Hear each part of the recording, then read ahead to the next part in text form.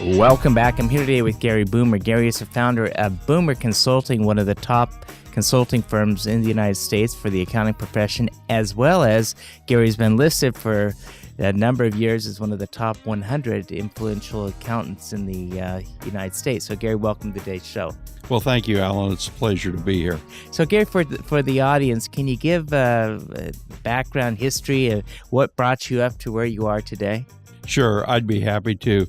And a little bit of this goes back to where I was born and the fact that I was raised on a farm. I think a lot of those values and principles and the work ethic that I have today really go back to my parents and the fact that I was born in a rural area. I'm from Kansas. I have 4 brothers and 1 sister. And I like to say I worked probably harder from the age 15 to 20 than I have the rest of my life.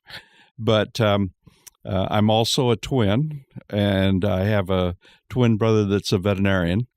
And so when we went to school, people asked, well, how'd you get interested in accounting? And I said, well, he was at one end of the alphabet with veterinarians. So I said, I'm going to be at the other end. So I picked accounting as a major. And then I said, that's a great platform to use my entrepreneurial skills. So today we have a company that primarily works with the largest 500 firms in the U.S. and some in Europe and Canada. And we focus on making them or helping them continue their success and sustaining that, as well as being future ready. So it's kind of a balance between firm management and technology. You know, in today's world, we're in a river of technology flow, and you need to always be at the forefront of, looking where the future is going with the profession. And where do you see that today? Well, it's changing much more rapidly than it has in the past. Plus, the accounting profession is getting disrupted, just like any other small business, with automation. And it's automation of all types of things that accountants used to get paid for. For example, entry of transactions, not just preparation of tax returns and compliance, but taking that data they have access and using it to predict what's going to happen in the future, using data mining and regression analysis, things like that. In order for us to remain relevant, we really have to provide different services than we have in the past. Now, I guess the flip side of it is the accounting profession, although the world is changing quickly, they tend to be the late adopters. Yes, and even with technology. And I didn't have a lot of training in technology. My education was really in economics and accounting. I have a major in accounting, master's degree in accounting, but I also have a minor in economics. And I actually learned more from the economics side. And just as I was graduating, technology was getting big in the accounting profession. So I said, I have to know something about this. So I took a class in Fortran programming. And I tell people that knowing Fortran is like knowing Spanish, but being sent to Munich. Absolutely worthless. But it did teach me about how technology works, how data flows, logic analysis, and I think that's been a real advantage for me in my career. When a person's thinking about a career in accounting today, what advice would you give them and how to best prepare? I think it's a great platform because to be innovative, you have to have some hindsight, and we get a lot of that in accounting of the data and the transaction that's already occurred. The second thing is insight. What's that really mean from a performance?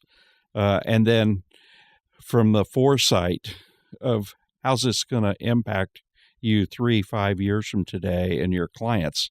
And so I think accounting is a great platform for that, but don't limit yourself just to what's happened in the past. I guess looking at the past is not a good predictor of the future. But, we see the change in technology that is so rapidly happening. You have a lot of automation, and there seems to be a shift from what used to be a manual process is now moving and being replaced with technology.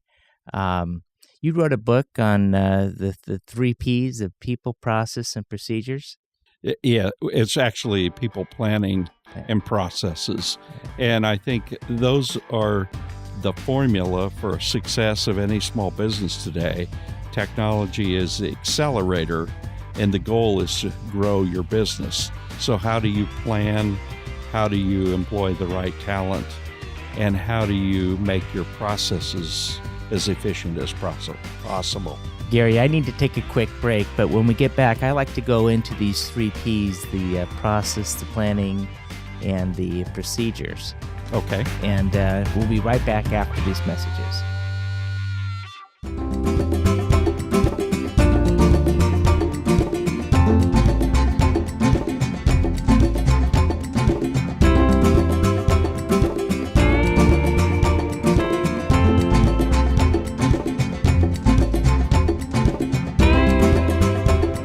Since you can't take your wealth with you, spend time with your family.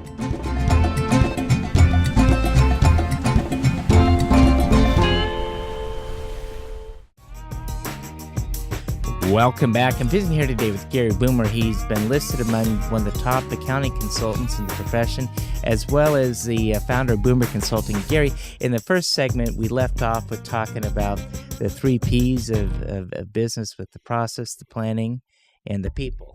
And I'd like to spend a little bit of time in that area in the approach of how that all impacts the scaling of companies and businesses and getting everyone on the same page.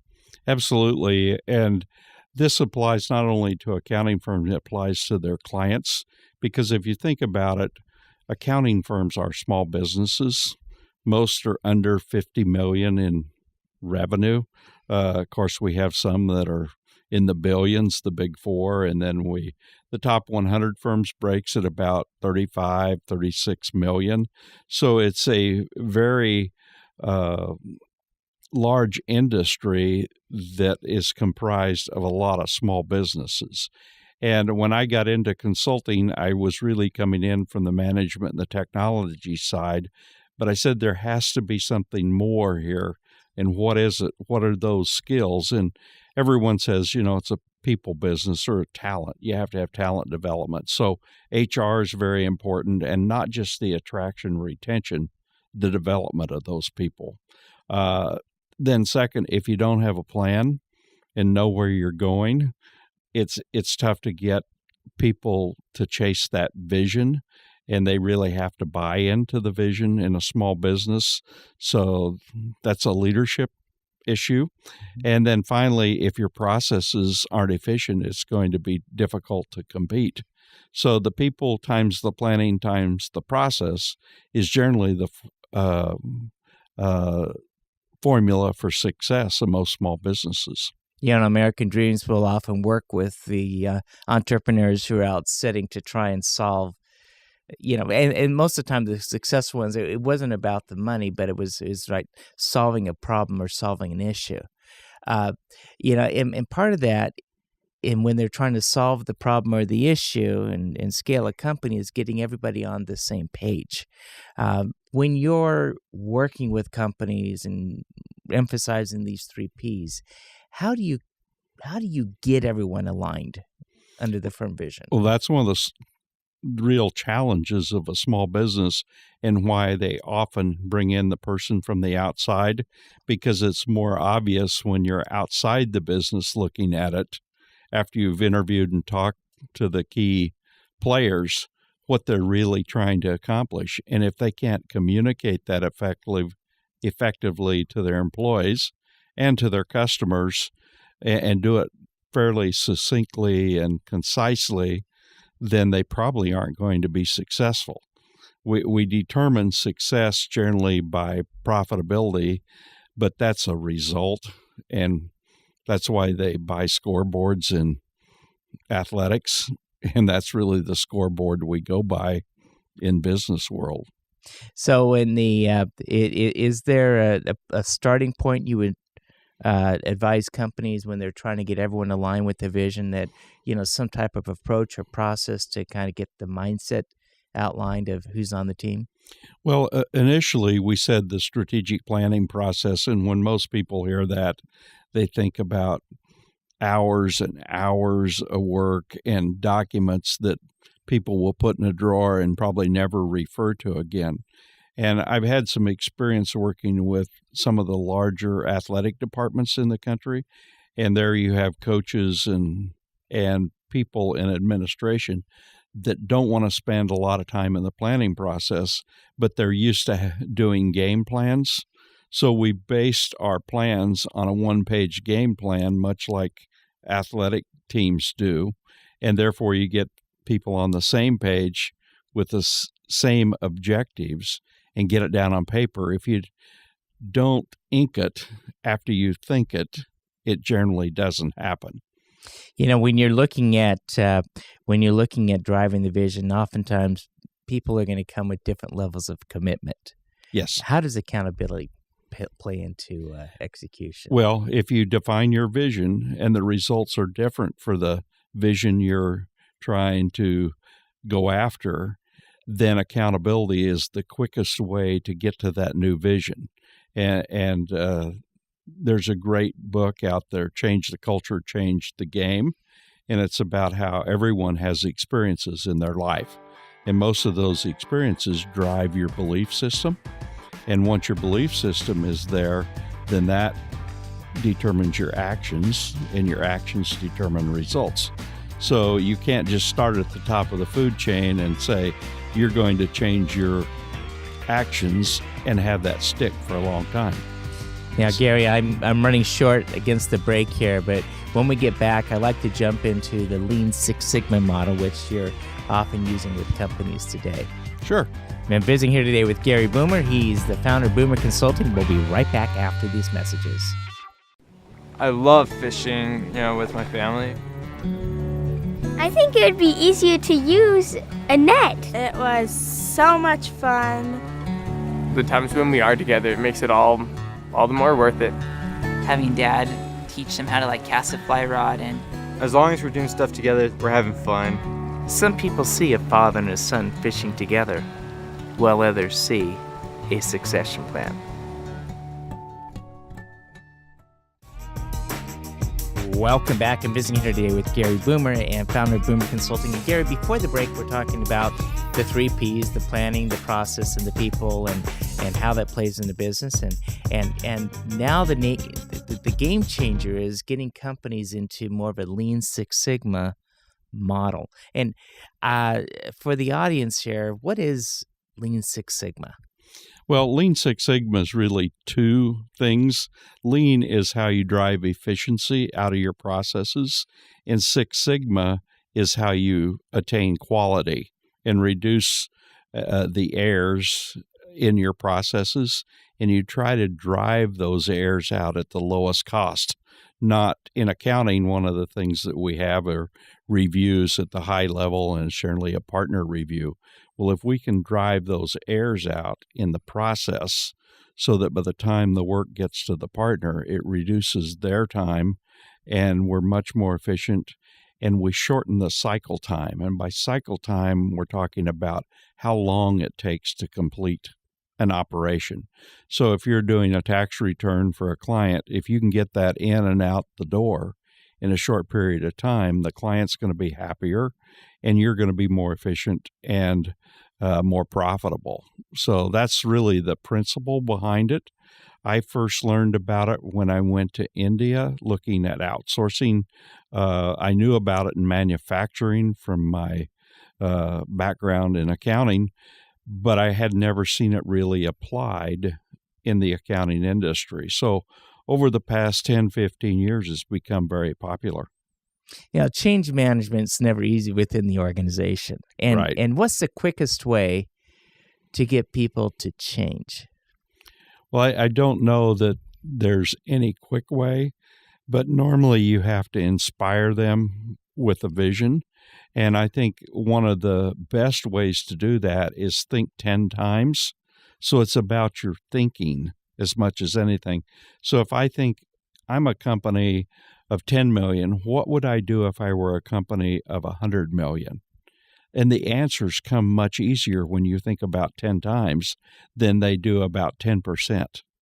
And you can even say, well, I know we're not going to be 10 times, but the answers are still the same, even if you're only growing 10%.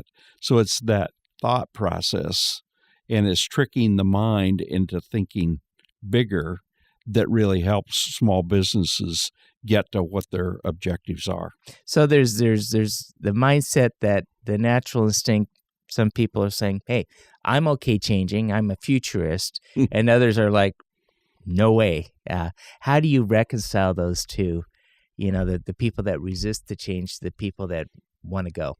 Well, people are motivated differently, as you know. And so I say if you're going to remain successful or become successful and future ready, then you have to probably look at your mindset, your skill set, and your tool sets.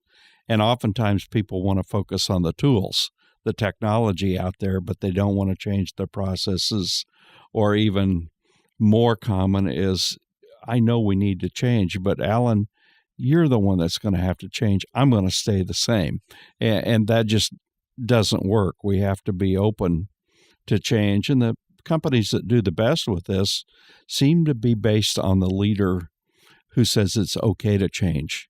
And we'll make some mistakes, but we have confidence in our people, our plan, and our processes that if we make a mistake, we're going to fix it and we're going to get to a next level.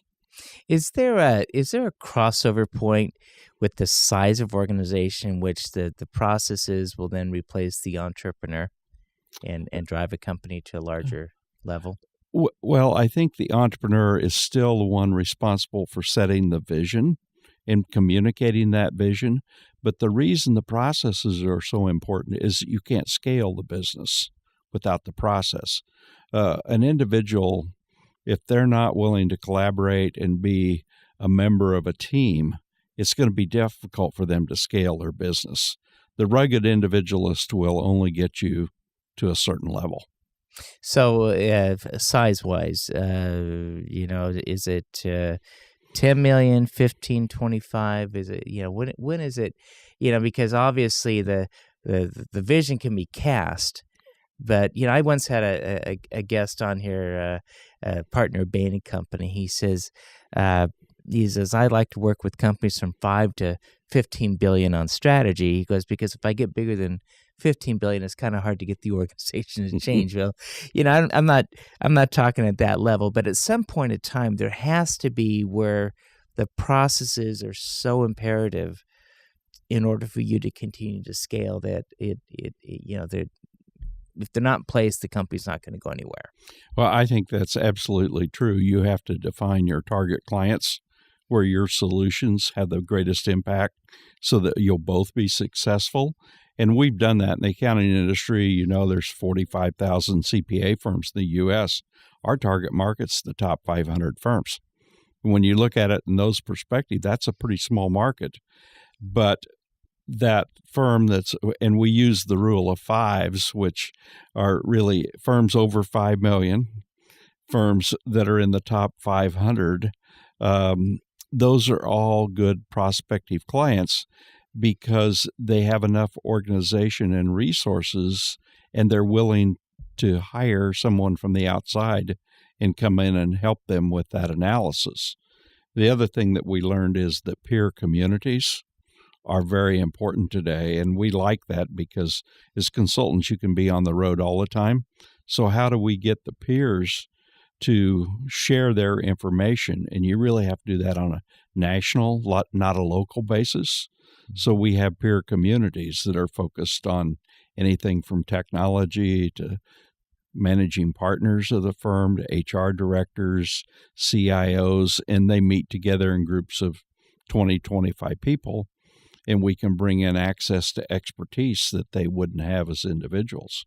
So I think that's a very important part of what we do, not only the consulting, but the communities, and then the learning. I believe in lifelong learning. I always have. I like to say that who you'll be in 5 years is determined by the books you read and the people you meet. And I didn't think that at a younger age, but now I know that's true. So, Gary, individuals that would like to contact you, what's the best way? Well, one of the best ways to learn more about us is to go to boomer.com. I was fortunate to have a pretty good last name. It's easy to remember. And the other thing is my name is LG Boomer at boomer.com. So don't hesitate to go to our website or send me an email, and I'll certainly respond to you. Been visiting here today with Gary Boomer. He's the founder of Boomer Consulting. Gary, thanks for being on today's show. My pleasure.